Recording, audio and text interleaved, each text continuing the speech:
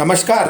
आपके अपने YouTube channel समय की पुकार में मैं ओम कसारा आप सभी दर्शक बंधुओं का हार्दिक स्वागत और अभिनंदन करता हूं।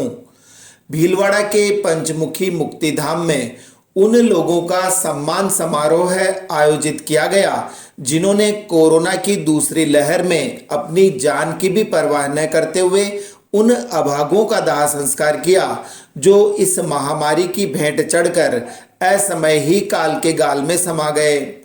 यह वह निर्मम दौर था जब मृतकों के सगे परिजन भी अपनों के ही शवों को हाथ तक लगाने की स्थिति में नहीं थे। ऐसी विपरीत परिस्थितियों में हरिजन समाज के इन जाबाज सिपाहियों ने कई दिनों तक 24 घंटे मृतकों का पूर्ण हिंदू रीति रिवाज से और ससम्मान अंतिम संस्कार किया। लिहाजा इन सभी सेवादारों का जिला कलेक्टर शिव प्रसाद एम नकाते, नगर परिषद सभापति राकेश पाठक एवं यूआईटी के पूर्व चेयरमैन लक्ष्मी नारायण डाड द्वारा शॉल उड़ाकर एवं सूखे मेवे, शुद्ध देसी घी व नारियल भेंट करके सादर अभिनंदन किया गया। इस मौके पर पंचमुखी मुक्तिधाम विकास समिति के अध्यक्ष रामपाल जी सोनी, सचिव बाबूलाल जी जाजू, कोषाध्यक्ष राम गोपाल जी अग्रवाल, पार्षद सुनील जी खोईवाल, रतन जी दरगढ़, मोहनलाल जी कसारा, शिव प्रसाद जी डीडवानिया व हेमंत दास जी सिंधी सहित शहर के कई गणमान्य नागरिक भी उपस्थित थे। पंचमुखी मोक्षधाम का अवलोकन करने के पश्चात जिला कलेक्टर शिव प्रसाद एम नकाते का कहना था कि यह मुक्तिधाम कम अपितु पिकनिक स्पॉट ज्यादा लगता है। कोविड के दौरान अंतिम संस्कार सही तरीके से हो, इसमें बहुत अच्छी भूमिका यहाँ के जो काम करने वालों ने निभाई है और इतना आदर्श रूप से ये मुक्तिधाम तैयार किया है। इसको देख के ऐसे लगता ही नहीं कि ये मुक्तिधाम है, बल्कि ये लगता है कि ये एक गार्डन है। बहुत प्रसन्नता है, अच्छे पेड़ लगाए हैं, बैठने की अच्छी व्यवस्था की है। साथ ही एलपीजी गैस बेस्ड दाह संस्कार का भी संयंत्र यहाँ पे लगाया गया है और मुझे बताया गया कि कम से कम लकड़ी में इसमें दाह संस्कार किए जाते हैं और हर प्रकार की व्यवस्थित सुविधाएं जो परिवार जो दुख में है उनको यहाँ पे दी जाती है, जिससे कि अंतिम संस्कार में जो डेड बॉडी है उसको सही तरीके से उसका अंतिम संस्कार हो। इस मौके पर नगर परिषद सभापति राकेश पाठक ने आश्वासन दिया कि पंचमुखी मोक्षधाम के विकास के लिए वो हरदम तैयार रहेंगे। मुक्तिधाम समिति के जो यहाँ की जो देखरेख की समिति है वो भी निश्चित रूप से यहाँ पे बहुत अच्छा काम कर रही है और भीलवाड़ा नहीं राजस्थान में एक बहुत ही शानदार मुक्तिधाम है ये। मैं इनको आश्वासन देना चाहूँगा कि नगर परिषद से कभी भी जो भी सहयोग के लिए आवश्यकता रहेगी हम निश्चित रूप से आपके लिए खड़े रहेंगे। इसी प्रकार उद्योगपति रामपाल सोनी का कहना है कि जिला कलेक्टर के यहाँ आगमन के बाद मोक्षधाम का और भी ज्यादा विकास संभव हो सकेगा। पंचमुखी मोक्षधाम के सेवादार रोशन कुमार खोकर जिला कलेक्टर द्वारा सम्मानित किए जाने से इतना भाव विभोर हो गए कि उनके मुंह से कोई बोल ही नहीं फूट रहे थे।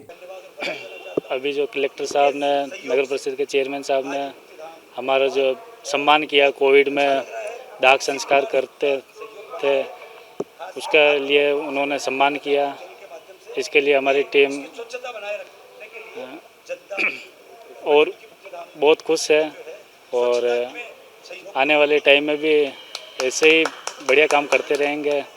इस बीच विश्व हिंदू परिषद द्वारा अखंड भारत दिवस के अवसर पर आयोजित किए जाने वाले कार्यक्रमों के तहत शनिवार शाम को राजेंद्र मार्ग रोड पर स्थित लक्ष्मी पैलेस में एक भव्य समारोह आयोजित किया गया, जिसे संबोधित करते हुए बजरंग दल के राष्ट्रीय संयोजक सोहन सिंह सोलंकी ने कहा कि भारतवर्ष केवल मात्र जमीन का टुकड़ा नहीं है, अपितु जीता जागता एक शाश्वत राष्ट्र है। यह राष्ट्र किसी जमाने में सोने की चिड़िया कहलाता था।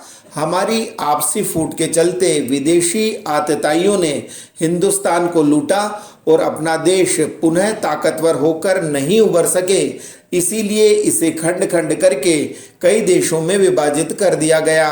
बजरंग दल के राष्ट्रीय संयोजक सोलंकी ने कहा कि हिंदुस्तान की तरुणाई अब इस बात को समझकर एकजुट हो रही है और आने वाले समय में भले ही हमें कितने ही बलिदान क्यों न देना पड़े, हम हर हाल में भारत को एक करके ही दम लेंगे। विद्या की देवी सरस्वती है, ज्ञान की देवी। ज्ञान का प्रकाश दुनिया में कहाँ से गया? भारत से गया। दुनिया के लोगों को कपड़े पहनना हमारे पूर्वजों ने सिखाया। ज्ञान की देवी सरस्वती माँ आज, ये भारत माता आज भी है। आज भी अगर चीन और अमेरिका घबराता है तो भारत के विद्यार्थियों से घबराता है, आज भी घबराते हैं। ये भारत माता साक्षात लक्ष्मी है। सूर्य और चंद्रमा जिसकी रोज आरती उतारते हैं, ऐसी वंदन की भूमि, अभिनंदन की भूमि, पूर्वजों की भूमि, पुण्य भूमि, कर्म भूमि, धर्म भूमि। हम लड़ेंगे इसके लिए, हम जिएंगे इसके लिए और हम मारेंगे इसके लिए। मारते मारते बलिदान हो गए तो जयमल भत्ता कोई मरने के लिए थोड़ी गए थे, मारने के लिए गए थे। भारत माँ के चरणों में जितने मस्तकों की जरूरत पड़ेगी वो सब अर्पित करने के लिए हम तैयार हैं। इधर राजस्थान रावत राजपूत महासभा का संयुक्त अधिवेशन रविवार को भीलवाड़ा के मंगलपुरा क्षेत्र में स्थित हाथीबाटा आश्रम में आयोजित किया गया। अधिवेशन के दौरान रावत राजपूत समाज के सभी घटकों ने एकजुट होकर आरक्षण प्राप्ति के लिए संघर्ष करने, शिक्षा के प्रति जागृति लाने और समाज में व्याप्त कुरीतियों को दूर करने का संकल्प लिया। हमारा एक मिशन जो भी एकीकृत महासभा करके हम जो चलाना चाह रहे हैं कि आरक्षण के मुद्दे पर हम सभी समाज के प्रत्येक व्यक्ति एक होकर एक लड़ाई को लड़े। उसके अलावा जो भी हमारे समाज में और भी विकास के जो आयाम नए स्थापित करने हैं उसके लिए हम मिलकर लड़ेंगे। संगठन भले अलग अलग प्रकार से चल रहे हैं लेकिन उससे हमें इस चीज़ को लेकर कोई भी ऐसा इशू नहीं है हमारे बीच में कि हम अलग अलग कोई हमारी कमजोरी को प्रदर्शन करें। हम एक है नरवर से दीवर तक और एक ही बने रहेंगे। रावत समाज एक है, प्रत्येक मुद्दे पर एक है और प्रत्येक विसंगतियों का हम निवारण करने के लिए एक होकर एकीकृत होकर लड़ाई लड़ने के लिए तत्पर है। इसी के लिए आज हमने ये एक संयुक्त महासभा का अधिवेशन बुलाया है जिसके लिए हम पुरजोर एक समाज को एक करने की मांग रख रहे हैं। तो इस बुलेटिन में आज इतना ही। यदि आपको पसंद आया हो तो इसे लाइक व शेयर अवश्य करें और आपके अपने YouTube चैनल समय की पुकार को सब्सक्राइब करना न भूलें। धन्यवाद। जय हिंद, जय भारत।